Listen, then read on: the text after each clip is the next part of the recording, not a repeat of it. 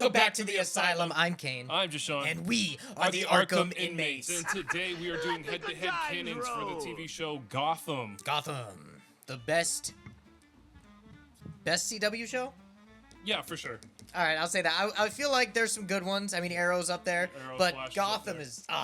Gotham is one of the fucking best. If you haven't seen Gotham, go watch it. You're not going to understand this video, obviously. But go watch all of that. You're in for a treat. One of the best... Batman universes too. I think they take a lot of strides in some new stuff. They did a lot of fresh things too, but I think they did every character well, except for maybe like Solomon Grundy was a little loose. Bane was a little loose just because they rushed everything. But yeah, I mean, I really love Gotham. So I didn't really like the direction they did Poison Ivy. Like yeah, they never really fully like. I didn't even like the fact that she was like a kid. They grew up with them, and then she fucking transformed into an adult. But she still got the kid brain. Yeah, it's like she's dumb as hell. I don't like that. It was definitely a weird take. It didn't rub me the wrong way though. It felt good for the show, but it was just weird. I wish they went full, because they went full crazy with everybody. Like Freeze was perfect. Love that. Like they went full crazy with everything. So to give her like full green plant power like that, rather than she would just create things rather than being a plant person. But if you don't know how head-to-head canons work, basically me and JASEAN go head-to-head and we basically create our own headcanon for each of the characters within the universe that we are doing. If you don't know what a headcanon is, it is basically your own train of thought of how something should go, whether it's a part of the lore or not a part of the lore. So, I mean, Harry Potter, that's one of the most famous ones of people's headcanons with that. We've done the Avengers, we've done X-Men, we've done DC. Justice League, yep. So now we are doing Gotham, the TV show specifically. And, you know, we will see. We are going to get the points right. We are not... We have been known to ruin points, not keep track of anything. So why don't we have a fucking marker in here or something? We did, and it dried up. Yeah. Yeah. But we're going to do it on the phone. We did it on the phone last time. And we fucked it up. We did? Yeah. We'll figure it out either way. So, let's get right into the video. Alright, so we are going to get right into the head-to-head canons video. If you do not know how this goes, go and watch the other head-to-head canons. They are very fun. I honestly, from the time that we're filming this right now, I don't know what we're at score-wise. Like, I don't know if we're tied. I don't know if I won the last one or you won the last one. It's been a while, but future editing Kane will definitely know. But how we start off is one of us will just go first, and then we go back and forth, and we try to be as unbiased as completely possible. If one of us either or is like, oh, I think we win, or we both got one, we will tie, give a point to each other. If not, then, you know, we try to prove each other's point of, like, I think mine's better than his, and this is why. So, let's not dilly-dally and get right into it. So, for the first one, for Jim Gordon. You want to go first? Sure. All right. Go ahead. Jim fears the day that Bruce will see through him and realize that Jim is not the good man that everyone thinks him to be. Because he's been through a lot of shit in Gotham. Wait, say that again? Say it closer to the mic. He fears the day that Bruce will see through him because he wants to prove himself to Bruce. And he'll realize that Jim isn't the good man that everyone in Gotham props him up to be. Because he's been through a lot of shit in Gotham, and I think there's been a lot of... I feel like Bruce already... I mean, if we're going all 5 seasons, I feel like Bruce saw through Jim a lot. Because Jim didn't even keep his first promise with him, and he saw Jim do a lot of shady shit. He disregarded that. He's like, I understand why no, I know, he couldn't keep his promise. But that's more so... That's not seeing through him as like, you're not a good person, Jim Gordon. I think Bruce sees him as a good... But I think Jim is a good person. I think he's a good person, too, but Jim... He's good, but it's like he does get in a situation really where. All right, I think mine plays on that. Let me see what you think. Were you confident in writing that one? Ready with it? Okay. I thought you'd write something like really, really good for Jim. Since he's always on edge and stressed working at the GCPD, he has a couple of stress balls in his desk at work, and he has a special cassette tape for breathing and relaxation exercises that he listens to when he's alone. I just thought it'd be funny because he's dealing with the bullshit of Gotham every day, and Harvey results to drinking, but he doesn't. So I think it'd be funny to him have those, you know, like a Walkman back, because it's back during the 70s and 80s. So he had a Walkman, and he's just like, breathe in, breathe out, and he's just like this stress like, you know, person. Do you want to tie it? Because I feel like both of ours are kind of. Because I feel like a lot of detectives, that's like perceived as like. Well, I was trying to give him a vice other than drinking, because Harvey is drinking. Yeah. Do you want to tie Jim? Yeah. Okay, I feel like we're kind of. It's kind of just like They're both Yeah. Yeah. To be fair, my other ones are better than Jim. Like, I didn't really have anything for Jim. Jim is such a fleshed out character during this. So some of mine are cool. Some of mine are like. I will say when you picked this, this was hard for me. This was really I thought difficult. it was gonna be easy because. No. But once I started doing it, I was like, oh man. A lot of the things I thought of were already fleshed out in each season. That's what I was saying. Yeah, like, it was difficult. Some of these are. Honestly, this might be a lame episode. I was excited to do it, but then I was like, well, we love Gotham. That's what I was saying. And it'd be good because we're both knowledgeable and of they it. have a lot of characters. But they're all fleshed out great. The writing is really good until we get to the later seasons. And then some of the stuff I wrote, it's like, well, that kind of borderline's already in the show. It's like, well, I can't fucking think of everything else. Okay, so I'll write Ty for Jim. Okay, so moving on to Harvey. When Harvey was with his first partner, he was sloppy with his job and didn't take it seriously with him. And when his partner got shot because of him, he vowed to never let another one of his friends be hurt by him indirectly, which is why he's so protective of Jim throughout the seasons. They never officially say it. They just, like, they always show that he's very protective of Jim, and they do have that moment where he's just like, my other partner got shot. That's and what like I was about to say, because it's so hard. It's like, because mine's like yours. Let me say mine. Okay. What if we tie every single time? We might. If someone hurts Jim or a rookie under him, Harvey doesn't file any paperwork. He handles it his way with no law. But we already kind of because he does that with Fish all the time. And like, oh, okay. Because mine talks about him being protective of the GCPD. So does yours. And protecting the little cops and protecting the people that, like, when they get in situations, this has to be another. Because Jim always gets in a situation where it's like he can't do anything other than work for the mob, and or Falcone or Fish, and then Harvey has to get him out because he's already been doing it. Yep. And Harvey's such a heartfelt character because he has to do the wrong things to do the right things, and Jim always wants to do the right thing. I think we tie this. I guess tie again. Yeah, I guess we tie again. Bruce has Alfred put birthday gifts out for Selena in her hideout every single year, even though they're not on good terms after he left. That's good. I think mine's good too. Okay, for Bruce. Bruce has reoccurring nightmares of Alfred ever since after seeing his fake death scene during his stuff with Jerome's gas and everything in that season. After he sees him, like, Alfred die. Yeah. So he has reoccurring nightmares of Alfred dying after seeing his fake death on the screen. And when he wakes up, he goes and checks on Alfred every night that it happens to make sure he's okay. I think ours are... Because it's like mine. Yours is really good, but I like mine too. Like, mine's just about Selena, and yours is just about Alfred.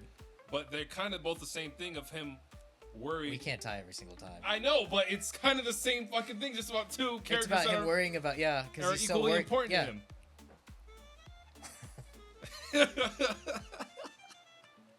We'll find a tiebreaker somewhere, but that... Okay, we'll tie again.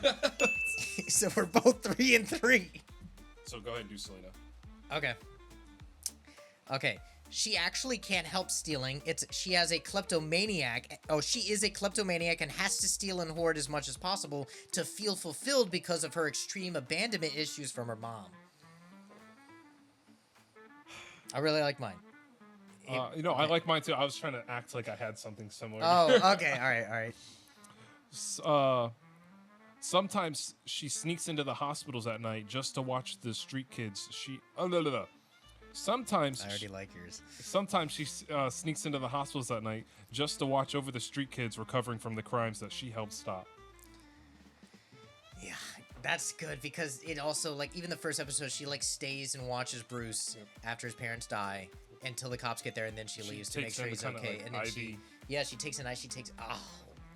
So I could see her doing that as Catwoman. Because the way that they write Catwoman, it's not really Catwoman, it's Selena. It's her own character. But I also really like mine because she steals so much shit, and it's not even for her. It's just to have this gain of something. I'll give you that one. Okay. I'll give you that one. You might win, Alfred. I don't know. I went kind of basic with him, but it fits his character in the show. Alfred is low-key terrified of bats, but he would never, ever admit that to Bruce. Okay. That's funny. Whenever Alfred has time alone, he goes to the underground fighting clubs that he used to visit with Bruce in order to watch the fighters and sometimes join in for the love of the game. See, I told you you'd win, Alfred. Oh, you want to give that to me? Yeah, I like your that is, yeah. I feel like because after that big black dude, and fought, and then he'd be like, he kind of goes back. Why did you mention that he's black?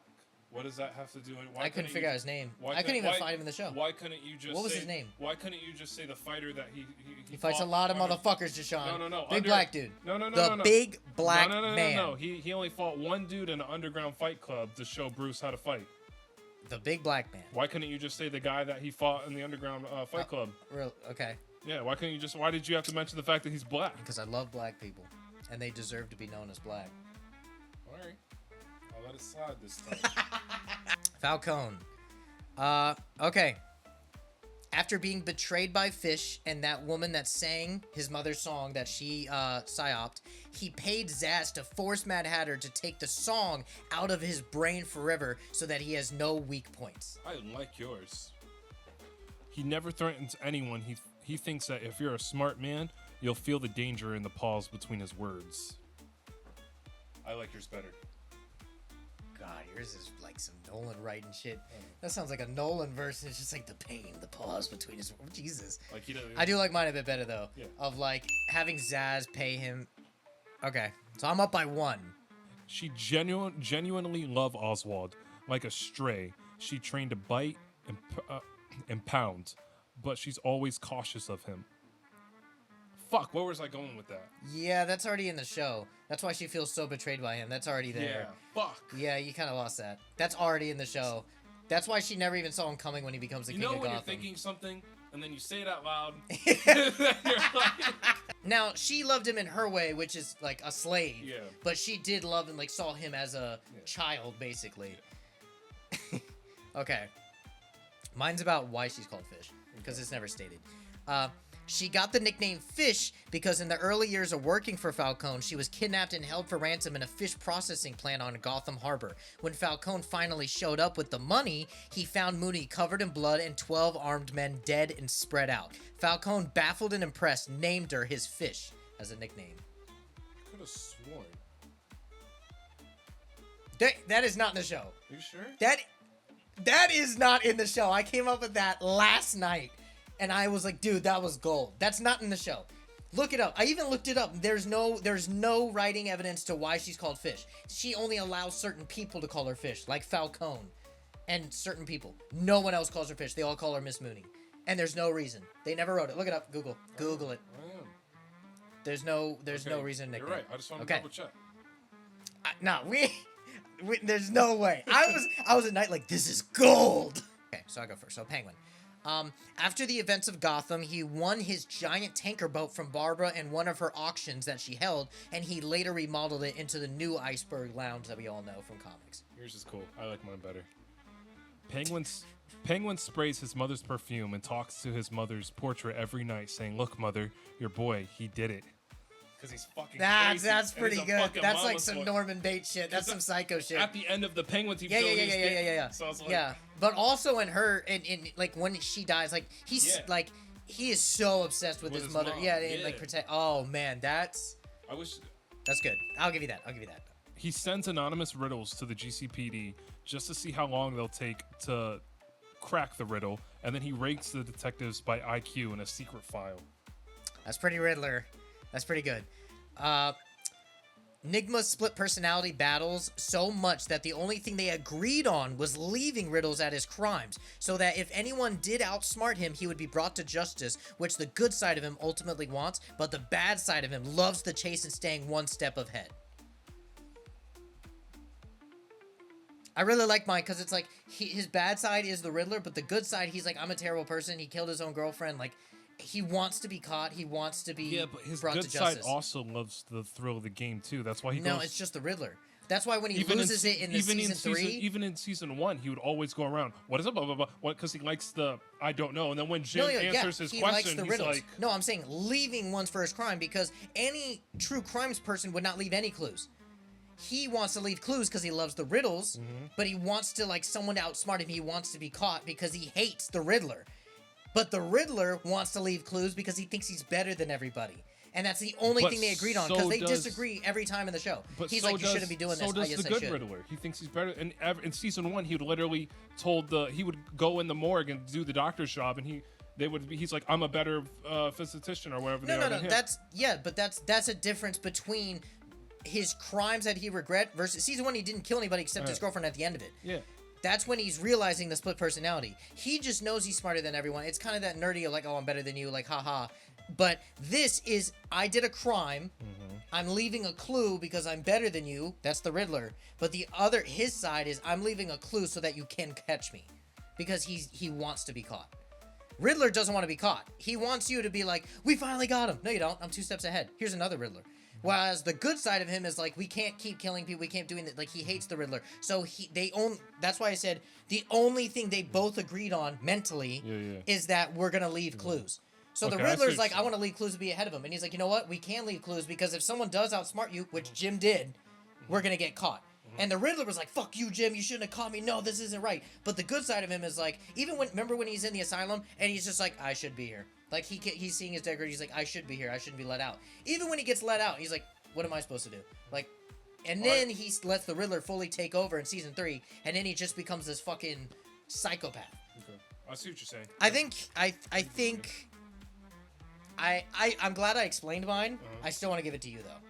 I really like yours because it's kind of like a tally thing, like a game, like another game where he's like, are you basing off season 1 or the entirety? Like, is he already a villain, or are you saying from season 1 he's already like it could be fucking both. with the officers? It could be both because if you bring in new detectives and he's already the Riddler, he's already fucking with them. He wants to see how smart they are, and what like in their locker. He'd be like, what the fuck is this? It could be season 1 and he just keeps tallies, and then Jim would be like the most. That's why he fucks with Jim. Okay. I'll give you that. Yeah, I really like that. She liked being Queen of the Narrows more than working at GCPD and still wishes that she can go back to those days from time to time. Okay. I think that's, She truly believes no one is beyond saving, but she has learned that sometimes saving someone means stopping them. So, like, in order to save someone, you might have to, like, kill them. So... is this after all the seasons, like kind of like an event thing? She's already been through everything? Because like season 1 and 2, she would not be like that. I'm talking, and after so she's already got the infected, all the she's been Queen of the Narrows. Like sometimes in order to save someone, killing them is the answer. Yeah. But she's still a heavy believer in everyone needs to be saved. Yeah.